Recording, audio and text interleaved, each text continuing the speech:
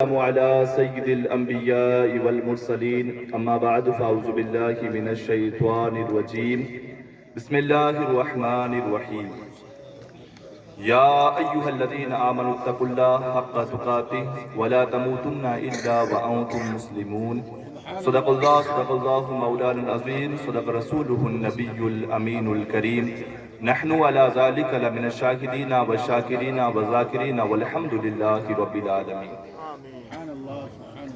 آگاہ اپنی موت سے کوئی بشر نہیں، سامان 100 برس کا ہے پل کی خبر نہیں۔ دلا غافل نہ ہو یکدم یہ دنیا چھوڑ جانا ہے، بگیچے چھوڑ کر خالی زمین اندر سمانا ہے۔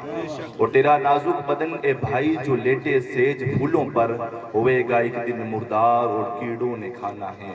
اور کوئی گل باقی رہے گا نہ چمن رہ جائے گا، پر رسول اللہ کا دین حسن رہ جائے گا۔ ہم سفیروں باغ میں ہیں کئی گل کے چہچہے، بلبلیں اڑ جائیں گی سونا چمن رہ جائے گا۔ اور اتلس و کم خواب کی پوشاک پہ نازا نہ ہو، اتلس و کم خواب کی پوشاک پہ نازا نہ ہو، اس تنے بے جان پہ خاکی کفن رہ جائے گا۔ اور سب فنا ہو جائیں گے کافی ولیکن حشر تک نام احمد کا زبانوں پہ سخن رہ جائے گا۔ اور دن لہو میں کھونا تجھے، شب صبح تک سونا تجھے، شرم نبی خوف خدا یہ بھی نہیں وہ بھی نہیں۔ بگرداب بلا افتاد کشتی، ضعیفانوں شکست رات و کشتی، بحق کے خواجہ عثمان ہارون مدد کن یا معین الدین چشتی۔ حضرات محترم، آج ہم اور آپ ایک مرحومہ مغفورہ کی چہلم کی فاتحہ میں حاضر ہوئے ہیں۔ اللہ تبارک و تعالیٰ کی بارگاہ میں دعا ہے کہ اللہ کریم ہمارا اس محفل میں آنا اور محفل میں بیٹھنا، ہمارا پڑھنا، آپ کا سننا اپنی بارگاہ میں قبول فرمائے اور مرحومہ کی بے حساب مغفرت فرمائے۔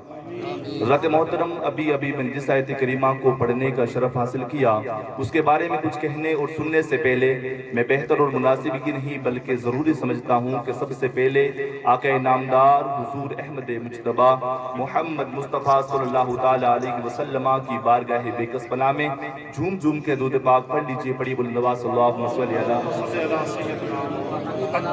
مولانا محمد المعافی علم اللہ صلاة دائمة بدوام ملک اللہ صلی اللہ تعالیٰ علیہ وسلم۔ حضرات محترم، یہ دنیا ایک مسافر خانہ ہے۔ دنیا میں جو بھی آیا ہے اس نے چند دن زندگی گزار کے چلے جانا ہے، اور اس میں کوئی بھی چیز باقی رہنے والی نہیں ہے، سب کے سب فنا ہونے والے ہیں۔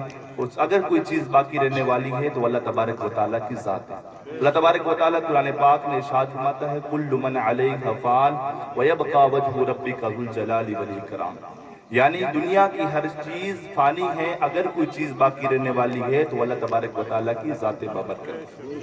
یعنی ہم اس دنیا کے اندر آئے ہیں تو چند دن ہمیں دنیا کے اندر رہ کر ہمیں چلے جانا ہے۔ یعنی کچھ بچہ ہو یا بوڑھا، مرد ہو یا عورت، کسی کو اس دنیا میں باقی رہنا نہیں ہے بلکہ تمام کے تمام کو مر جانا ہے۔ اللہ تبارک و تعالیٰ قرآن مجید میں بھی ارشاد فرماتا ہے کل نفس ذائقۃ الموت، ہر نفس کو موت کا مزہ چکھنا ہے۔ اور ہم اس حقیقت کو تسلیم بھی کر چکے ہیں کہ ہمیں مرنا ہے، لیکن ہم نے موت کو بھلا دیا۔ ہم اس چیز کو بھی بھلا چکے ہیں کہ ہمیں اللہ کے حضور ہمیں حاضر ہونا ہے اور اپنے اعمال کا حساب بھی دینا ہے۔ اس لیے ہوتا ہے کیونکہ ہمارے دل آج خوف خدا سے خالی ہے، اور اب میری تقریر کا عنوان بھی آج خوف خدا ہی ہے۔ اور خوف خدا وہ نیک اور مقبول عمل ہے جس دل میں پیدا ہو جاتا ہے، وہ دل نیکی اور تقوی کا مرکز بن جاتا ہے۔ اور خوف خدا یہ صرف ڈر کا نام نہیں ہے بلکہ وہ زندہ احساس ہے جو انسان کے ضمیر کو بیدار رکھتا ہے اور انسان کو نیکیوں کی طرف مائل کرتا ہے۔ اور خوف خدا یہ ایمان کی بنیاد اور دین کی جان ہے، اور خوف خدا ہی جو برائیوں سے روکنے والی سب سے بڑی طاقت ہے۔ حضرات گرامی، خوف خدا کہتے کسے ہیں؟ خوف خدا کا مطلب، اس کی میننگ کیا ہے؟ تو خوف خدا کا مطلب یہ ہے کہ بندہ اپنے دل اور دماغ میں یہ بات بٹھا لے کہ اللہ تبارک و تعالیٰ مجھے دیکھ رہا ہے، اللہ تبارک و تعالیٰ میرے ہر قول اور میرے ہر فعل سے واقف ہے، یعنی جو میں بات کہہ رہا ہوں اللہ تبارک و تعالیٰ اسے سن رہا ہے، اور جو میں کام کر رہا ہوں اللہ تبارک و تعالیٰ اسے دیکھ رہا ہے۔ یہ اصل میں خوف خدا ہے، اور جس دل کے اندر یہ پیدا ہو جاتا ہے تو وہ دل برائیوں سے دور اور نیکیوں کی طرف مائل ہوتا ہوا نظر آتا ہے۔ اللہ تبارک و تعالیٰ قرآن مجید میں ارشاد فرماتا ہے، یا ایھا الذین آمنوا اتقوا اللہ حق تقاتہ ولا تموتن الا وانتم مسلمون۔ اے ایمان والو اللہ سے ڈرو جیسا کہ ڈرنے کا حق ہے، اور تم نہ مرنا مگر مسلمان ہو۔ حضرات گرامی علماء فرماتے ہیں کہ ڈرنے کا حق کیا ہے، اس کا معنی کیا ہے؟ علماء لکھتے ہیں کہ اس کا معنی یہ ہے کہ اللہ تبارک و تعالیٰ نے ہمیں جس کام کا حکم دیا ہے ہم اس کام کو کریں، اور جس کام کا اللہ تبارک و تعالیٰ نے ہمیں روکا ہے ہم اس کام سے رک جائیں۔ یعنی اللہ تبارک و تعالیٰ نے ہمیں نماز پڑھنے کا حکم دیا ہے تو ہم نماز پڑھیں، ہمیں زکوٰۃ دینے کا حکم دیا تو ہم زکوٰۃ دیں، اور اسی طرح ہمیں جس کام سے روکا ہے مثلا شراب جوا اور برائیاں کرنے سے روکا ہے تو ہم ان کاموں سے رک جائیں۔ یہ اللہ تبارک و تعالیٰ سے صحیح معنوں میں ڈرنا ہے۔ اللہ تبارک و تعالیٰ ایک دوسرے مقام پر جو اللہ سے ڈرتے ہیں ان کی فضیلت کو بیان فرماتے ہوئے یوں ارشاد فرماتا ہے، وَلِمَنْ خَافَ مَقَامَ رَبِّهِ جَنَّتَانِ، جو اللہ کے حضور کھڑے ہونے سے ڈر گیا اس کے لیے دو جنتیں۔ اس آیت کے مفہوم میں اس آیت کی تفصیل کے اندر ایک واقعہ نقل کرتے ہیں کہ ایک حسین و جمیل نوجوان تھا جو بڑا نیک پرہیزگار متقی تھا۔ حسین و جمیل بڑا نیک پرہیزگار متقی تھا، وہ نماز پڑھنے کے لیے جایا کرتا تھا تو راستے میں ایک عورت رہتی تھی جو بڑی مالدار تھی، حسین و جمیل تھی، اور راستے میں آتے جاتے اس کی نظر پڑ جاتی۔ حضرت نظر تو نظر ہے، ایک بار پڑ جاتی ہے نا تو اس کا اثر کئی دنوں تک باقی رہتا ہے۔ اسی لیے علماء لکھتے ہیں کہ نظر شیطان کے تیروں میں سے ایک تیر ہے، اور یہ بھی آیا ہے کہ خسیف البصر، اپنی نظروں کو جھکاؤ، لیکن وہ نوجوان اپنی طرح کا نوجوان نہ تھا بلکہ وہ قرآن والا نوجوان تھا، حدیث والا نوجوان تھا۔ اس کی نظر تو پاکیزہ تھی لیکن وہ عورت تھی، اس نے جب اس لڑکے کو دیکھا، اس نوجوان کو دیکھا تو اس پر فدا ہو گیا، اس پر فریفتہ ہو گیا۔ اپنی خادمہ سے کہا کہ مجھے اس سے ملنا ہے، مجھے اس سے تنہائی چاہیے۔ اس خادمہ نے کہا یہ بھی کوئی بڑی بات نہیں ہے، آج ہی ملا دیتی ہے۔ اور وہ نوجوان جب عشاء کی نماز پڑھ کے اپنے گھر کی طرف لوٹ رہا تھا تو راستے میں وہ خادمہ آ جاتی ہے، اور خادمہ اس کو روک کر قرآن پاک کی آیتیں اور احادیث سناتی ہیں کہ ایک آدمی دوسرے آدمی کے کام آتا ہے تو اس کی کیا کیا فضیلتیں ہیں، اور وہ کہتی ہے کہ میرے کمرے کے اندر ایک وزنی سامان رکھا ہوا ہے، اسے آپ اٹھوا کر دوسرے کمرے میں رکھوا دیجیے۔ تو وہ نوجوان اسے ساتھ چل دیتا ہے، وہ خادمہ اس نوجوان کو پیچھے والے کمرے میں لے جاتی ہے۔ اب جیسے ہی وہ نوجوان پیچھے والے کمرے میں جاتا ہے تو وہ عورت خادمہ باہر سے کنڈی لگا دیتی ہے، اور وہ عورت پہلے سے اس کمرے میں موجود ہوتی ہے۔ اور وہ نوجوان جب اس عورت کو دیکھتا ہے تو اللہ تبارک و تعالیٰ کا فرمان، وَلِمَنْ خَافَ مَقَامَ رَبِّهِ جَنَّتَانِ، جو اللہ کے حضور کھڑے ہونے سے ڈر گیا اس کے لیے دو جنتیں ہیں۔ اسے فرمان یاد آ جاتا ہے، وہ اللہ کے حضور یعنی خدا، خوف خدا سے کانپنے لگتا ہے اور کانپ کر وہ بے ہوش ہو جاتا ہے۔ جب اس عورت نے دیکھا کہ یہ تو آدمی گر گیا، اس نے سوچا کہ مر گیا، کسی نے پاس میں جا کر نبض بھی چیک نہ کی وہ مرا تھا یا زندہ تھا۔ اس نے گیٹ کھٹکھٹایا، خادمہ کو کہا یہ تو مر گیا، اب اس کا کیا کرنا ہے؟ اس خادمہ نے کہا یہ بھی کوئی بڑی بات نہیں ہے، نام تو اس کا لگے گا جس کے گھر میں یہ لاش ملے گی۔ اس کو ایسا کرتے ہیں تم اس کے ہاتھ پکڑو، میں اس کے پاؤں پکڑتی ہوں، اس کو اٹھا کر باہر کچرے میں ڈال دیتے ہیں۔ ایک نے ہاتھ پکڑے، دوسرے نے پاؤں پکڑے، اس کو اٹھایا اور کچرے کے ڈھیر پر باہر ڈال دیا۔ اور جب رات کا کچھ حصہ گزرا، اس نے باپ نے سوچا کہ بیٹا ابھی تک آیا نہیں ہے، تو باپ بیٹے کی تلاش میں نکل پڑتا ہے۔ وہ دیکھتا ہے کہ کچرے کے ڈھیر پہ اس کا بیٹا پڑا ہوا، تو باپ نے اس بیٹے کو اٹھایا، گھر پہ لے کے گیا اور بیٹے کے چہرے پر پانی کے چھینٹے مارے تو بیٹا بیدار ہو گیا۔ باپ نے پوچھا کہ تم وہاں کیسے پہنچا؟ تو بیٹے نے پوری حقیقت بتائی، پورا واقعہ بتایا۔ تو جب اس بات پر پہنچا کہ اس عورت نے مجھے دعوت زنا دی تو اس بیٹے پر دوبارہ سے خوف خدا طاری ہوا، اللہ کا فرمان اس نے یاد آ گیا، تو فوراً کیا بیٹا اس پر بے ہوش نہیں ہوا بلکہ روح پرواز کر گیا۔ رات کے وقت ہی اس کے باپ نے اس کو غسل دیا، کفن دیا اور دفنا دیا۔ اب صبح کا وقت ہوا تو باپ نماز فجر کی جماعت میں نہ حاضر نہ ہو سکے۔ امیر المومنین حضرت عمر بن خطاب رضی اللہ تعالی عنہ جب نماز کے بعد پوچھا کہ آج میرا فلاں مقتدی نظر نہیں آ رہا ہے، کیا ہو گیا اس کو؟ لوگوں نے بتایا کہ رات ہی اس کے بیٹے کا انتقال ہو گیا اور اس کے کفن دفن میں وہ مشغول ہو گیا، اس لیے وہ فجر کی نماز میں نہ آ سکا۔ حضرت امیر المومنین حضرت عمر بن خطاب رضی اللہ تعالیٰ عنہ کہتے ہیں کہ چلو ہم اپنے بھائی کے غم میں شریک ہو کر آتے ہیں۔ وہ حضرت امیر المومنین تمام صحابہ کو لے کر جب ان کے گھر جاتے ہیں، اس کے باپ سے پوچھتے ہیں کہ تیرے بیٹے کا انتقال کیسے ہوا؟ تو باپ نے پورا واقعہ بتایا، اس طرح سے اس نے وہاں گیا، اس طرح سے اسے خوف خدا سے اس کا انتقال ہوا۔ تو حضرت امیر المومنین عمر بن خطاب رضی اللہ تعالیٰ عنہ کہتے ہیں کہ کیا تیرے بیٹے کا انتقال خوف خدا سے جیسے ہوا ہے؟ ایسا کر تو مجھے اس کی قبر پر لے چل۔ حضرت امیر المومنین حضرت عمر بن خطاب رضی اللہ تعالیٰ عنہ جب اس کی قبر پر جاتے ہیں، باہر سے کھڑے ہو کر پکارتے ہیں کہ بیٹے، اللہ تبارک و تعالیٰ کا فرمان تھا وَلِمَنْ خَافَ مَقَامَ رَبِّهِ جَنَّتَانِ، جو اللہ کے حضور کھڑے ہونے سے ڈر گیا اس کی 2 جنتیں ہیں۔ کہ اللہ تبارک و تعالیٰ نے تجھے 2 جنتیں عطا کی یا نہیں کی؟ تو قبر کے اندر سے آواز آتی ہے کہ اللہ تبارک و تعالیٰ سچا ہے، اس کا قرآن سچا ہے، اس کے رسول سچے ہیں، ہاں اللہ تبارک و تعالیٰ نے مجھے 2 جنتیں عطا فرمائیں۔ دیکھا آپ نے کہ اللہ تبارک و تعالیٰ کے حضور جو خوف خدا سے ڈرتے ہیں، اللہ تبارک و تعالیٰ نے کس طرح سے انعام و اکرام سے نوازتا ہے۔ یہ تھی قرآن پاک کی کچھ آیات جن میں اللہ تبارک و تعالیٰ نے خوف خدا کا حکم بھی دیا اور خوف خدا رکھنے والوں کی تعریف اور اس کی فضیلت کو بھی بیان فرمایا۔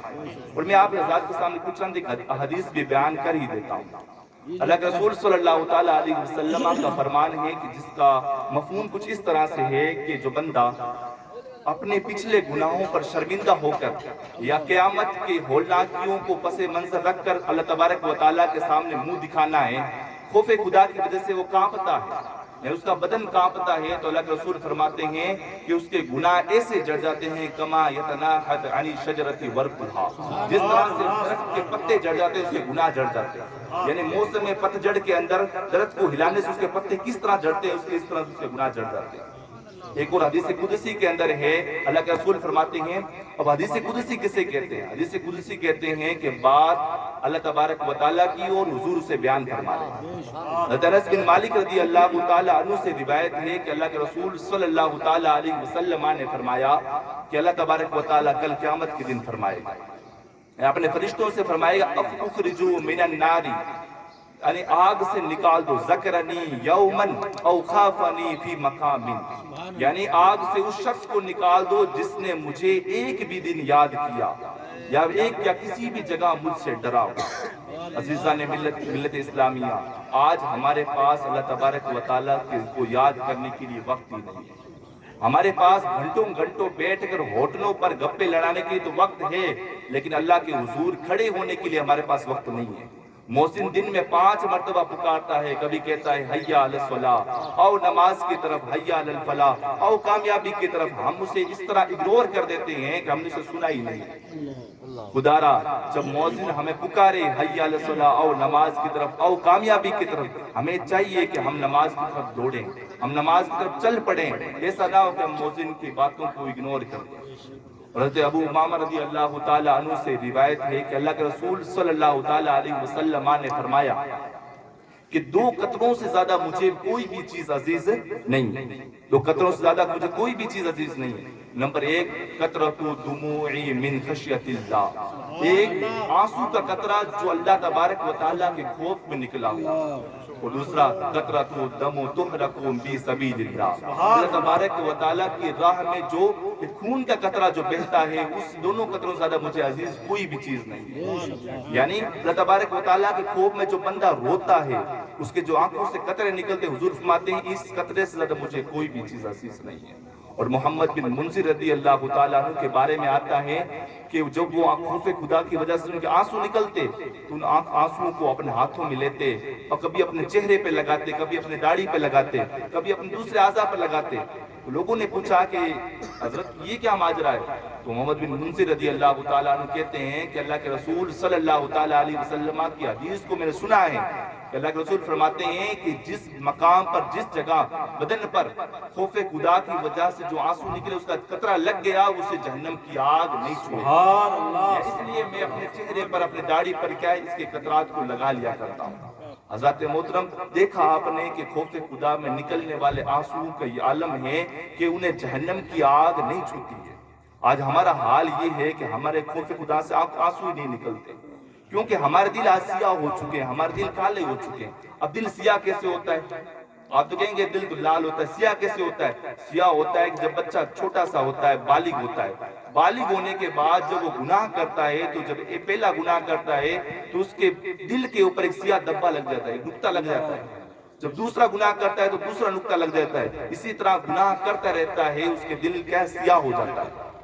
تو جب اسے نصیحت کرتے ہیں تو اس کی نصیحت بھی اثر نہیں کرتی ہے، اور جب اسے کوئی اچھی بات بتائی جائے تو اچھی بات اس کے آؤٹ سائڈ جاتی ہے، یعنی اس کو سمجھ ہی نہیں آتی ہے یعنی اچھا ہی بیان کر رہا ہے یا برا ہی بیان کر رہا ہے۔ ہمیں چاہیے کہ ہم اپنے دل کے جو زنگ لگے ان سے دھوئیں۔ اب دل کا زنگ یہ دور ہوگا ذکر اللہ کرنے سے، اللہ تبارک و تعالیٰ کا ذکر کرنے سے، اللہ کی ضربے لگانے سے یہ دل کا زنگ دور ہوگا۔ حضرات گرامی، حضور صلی اللہ تعالیٰ علیہ وسلم کی ایک اور حدیث پاک ہے۔ اللہ کے رسول صلی اللہ تعالیٰ علیہ وسلم فرماتے ہیں کہ کل قیامت کے دن ایک شخص کو لایا جائے گا، اس کے اعمال تولے جائیں گے تو اس کے برائیوں کا جو پلڑا ہوگا وہ بھاری ہوگا۔ تو اللہ تبارک و تعالیٰ صحابہ کو حکم دے گا کہ اس کو لے جاؤ اور جہنم میں ڈال دو، لے جاؤ اس کو جہنم میں ڈال دو۔ اتنے میں اس کے آنکھ کا ایک بال، یعنی پلک ہوتی ہے نا، اس کا ایک بال اللہ تبارک و تعالیٰ کی بارگاہ میں عرض کرے گا، یا میرے مولا، تیرے پیارے محبوب صلی اللہ تعالیٰ علیہ وسلم کا فرمان تھا کہ جو اللہ کے خوف میں جو روتا ہے اس کی، اللہ تبارک و تعالیٰ کے خوف میں جو روتا ہے اسے جہنم کی آگ نہیں چھوئے گی، تو یہ بندہ کیسے جہنم میں جا رہا ہے؟ تو اللہ تبارک و تعالیٰ فرشتوں کو حکم دے گا کہ اسے جہنم سے نکال کے جنت میں ڈال دو۔ حضرت جبرائیل امین تو علیہ السلام اس حشر کے میدان میں اعلان کریں گے کہ آج فلاں بن فلاں کو ایک بال نے بچا لیا۔ دیکھیں آپ کے خوف خدا سے صرف ایک قطرہ نکلا، اللہ تبارک و تعالیٰ نے اسے بھی بخش دیا۔ ایک اور حدیث پاک میں اللہ کے رسول صلی اللہ تعالیٰ علیہ وسلم فرماتے ہیں کل قیامت کا دن ہوگا، امت محمدیہ کھڑی ہوگی، ان کی طرف جہنم سے ایک آگ نکلے گی، آگ امت محمدیہ کی طرف بڑھے گی، امت محمدیہ بھاگے گی اور کہے گی تجھے نمازیوں کا واسطہ تو رک جا، تجھے روزہ داروں کا واسطہ تو رک جا۔ اس طرح سے آگ بڑھتی رہے گی، یعنی پیچھے نہیں ہوگی۔ اتنے میں جبرائیل امین علیہ السلام ایک پانی کا پیالہ لے کے حضور علیہ السلام کی بارگاہ میں حاضر ہوں گے، اور جبرائیل امین فرمائیں گے، عرض کریں گے یا رسول اللہ اس پانی کو لے کر آپ اس آگ پہ چھینٹے ماریں یا آگ بجھ جائے گی۔ حضور علیہ السلام اس پانی کو لیتے ہیں، اس آگ پہ چھینٹے مارتے ہیں، وہ آگ بجھ جاتی ہے۔ پھر حضور صلی اللہ تعالیٰ علیہ وسلم نے حضرت جبرائیل امین سے دریافت کیا، اے جبرائیل بتاؤ تو صحیح یہ پانی کون سا تھا، یعنی کس چیز کا پانی تھا جس نے جہنم کی آگ کو بھی بجھا دیا؟ جبرائیل امین عرض کریں گے یا رسول اللہ یہ آپ کے گناہ گار امتیوں کا وہ پانی تھا جنہوں نے خوف خدا میں بہایا۔ حضرات گرامی، آج ہم غور کریں کہ ہم گناہ گار امتیوں کا خوف خدا میں بہنے والے آنسوؤں کا یہ عالم ہے کہ وہ جہنم کی آگ کو بجھا سکتے ہیں، حضور صلی اللہ تعالیٰ علیہ وسلم کے آنسوؤں کا عالم کیا ہوگا؟ اعلیٰ حضرت فرماتے ہیں واللہ کیا جہنم اب بھی نہ سرد ہوگا، رو رو کے مصطفیٰ نے دریا بہا۔ حضرات گرامی، حضور صلی اللہ تعالیٰ علیہ وسلم کے صحابہ کا بھی خوف خدا کس قدر تھا۔ حضرت صدیق اکبر رضی اللہ تعالیٰ عنہ کے خوف خدا کے بارے میں آتا ہے کہ آپ خوف خدا سے ہمیشہ کانپتے رہتے تھے۔ ایک مرتبہ آپ نے درخت پر بیٹھے ایک پرندے کو دیکھا اور پرندے سے کہا اے پرندے تیرا بھی کیا عالم ہے، تو کھاتا ہے، پیتا ہے، پھرتا ہے، تجھ سے کوئی بھی حساب نہیں ہونا ہے لیکن میرا حساب ہونا ہے۔ اور کہتے ہیں کہ کاش کہ میں ایک پرندہ ہوتا، اور یہ بھی فرماتے ہیں کہ کاش میں پیدا ہی نہ ہوا۔ حضرت صدیق اکبر رضی اللہ تعالیٰ عنہ بہت ہی مختصر گفتگو فرماتے تھے، یعنی فضول گوئی نہیں کرتے تھے، اور فرماتے ہیں کہ مجھے جو میں بولوں گا ان کا کل حساب بھی دینا ہے۔ اور حضرت صدیق اکبر رضی اللہ تعالیٰ عنہ اپنے منہ کے اندر ایک پتھر رکھ لیا کرتے تھے اور فرماتے ہیں کہ کم بولنے میں ہی آفت ہے، عافیت ہے، یعنی میں کم بولوں گا تو مجھے کم چیزوں کا حساب دینا پڑے گا۔ حضرات محترم، میں آپ کو بتاتا چلوں کہ صدیق اکبر رضی اللہ تعالیٰ عنہ کون ہے۔ صدیق اکبر رضی اللہ تعالیٰ عنہ حضور صلی اللہ تعالیٰ علیہ وسلم کے خلیفہ ہیں، اور تمام انبیاء اور رسولوں کے بعد انسانوں میں سب سے افضل و اعلیٰ صدیق اکبر رضی اللہ تعالیٰ عنہ کی ذات بابرکت، جو حضور صلی اللہ تعالیٰ علیہ وسلم کے صاحب غار بھی ہیں، صاحب یار بھی ہیں اور صاحب مزار بھی ہیں۔ ان کے خوف خدا کا یہ عالم ہے کہ وہ اس طرح کہا کرتے ہیں کہ یا اللہ تبارک و تعالیٰ مجھے جانتا ہی نہیں، ہمیں کس قدر خوف خدا رکھنا چاہیے. اور حضور صلی اللہ تعالیٰ علیہ وسلم کے دوسرے خلیفہ حضرت عمر فاروق اعظم رضی اللہ تعالیٰ عنہ کے خوف خدا کے بارے میں بھی روایتوں میں آتا ہے کہ ایک مرتبہ آپ زمین پر بیٹھے ہیں اور ہاتھ میں ایک تنکا لے کے بیٹھے ہیں اور کہتے ہیں کہ کاش کہ میں ایک تنکا ہوتا، کاش کہ میں تنکا ہوتا، یا میری ماں مجھے جنتی ہی نہ. اور صدیق عمر فاروق اعظم رضی اللہ تعالیٰ عنہ کے خوف خدا کا یہ عالم ہے کہ آپ اپنے پاس ایک رجسٹر رکھا کرتے تھے. حاجی کا رجسٹر رکھتے ہیں، اس طرح رجسٹر رکھا کرتے تھے، اس میں پورے ہفتے کے اعمال کو لکھتے. اور جیسے جمعہ کا دن آتا تو ان تمام اعمال کا جائزہ لیتے کہ کیا کیا اعمال میں نے نیک کیے ہیں، کیا کیا اعمال بد کیے.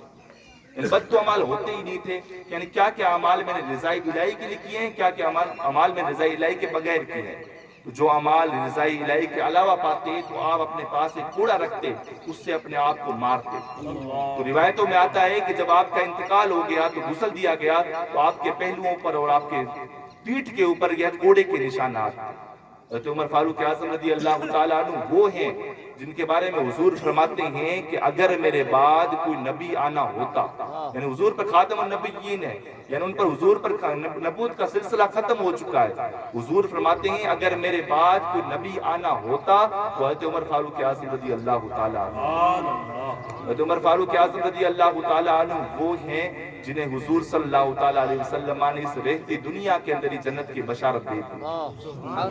حضرت عمر فاروق اعظم رضی اللہ تعالیٰ عنہ وہ ہیں جنہیں دیکھ کر شیطان بھی رستہ بدل لیا کرتا. ان کے خوف خدا کا یہ عالم ہے. وہ کہتے ہیں کہ کاش میری ماں مجھ جنتی ہی نہ، کاش میں ایک تنکا ہوتا. تو ذات گرامی آج ہمارا حال کیا ہے؟ کیا آج ہمیں کسی نے جنتی ہونے کی بشارت دے دی؟ نہیں. تو ہمیں چاہیے کہ ہم خوف خدا رکھیں، اللہ تبارک و تعالیٰ کی بارگاہ میں ہمیشہ گڑ گڑائیں، روئیں. اگر رونا نہ آئے تو رونے جیسی شکل بنائیں. اللہ تبارک و تعالیٰ کی بارگاہ میں توبہ کرتے رہیں، عاجزی و انکساری کے ساتھ رہیں، کسی بھی بھائی کا دل نہ دکھائیں اور پنج گھر نماز با جماعت پڑھتے رہیں.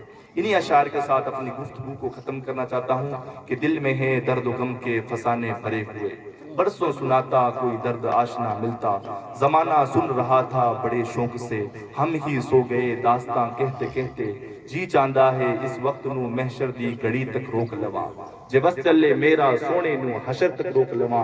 نہ نظر کرم دی چھات مکے، نہ اے بات مکے، نہ اے وقت مکے، نہ دل کے ارمان پورے ہوئے تھے ابھی کہ غضب ہو گیا کہ سحر ہو گئی. ان کی زلفیں جدھر بھی بکھرتی گئی، گیت گاتی ہوئی شب ادھر ہو گئی. ان کی آنکھوں میں ایسا نشہ تھا فراز، جس نے دیکھا وہی لڑکھڑاتا گیا. تم سے فریاد ہے اے گنبد خضرا والے، کعبے والوں کو ستاتے ہیں کلیسا والے. استغفر اللہ ربی من کل ذنب واتوب الیہ وما علینا الا البلاغ. السلام علیکم ورحمۃ اللہ.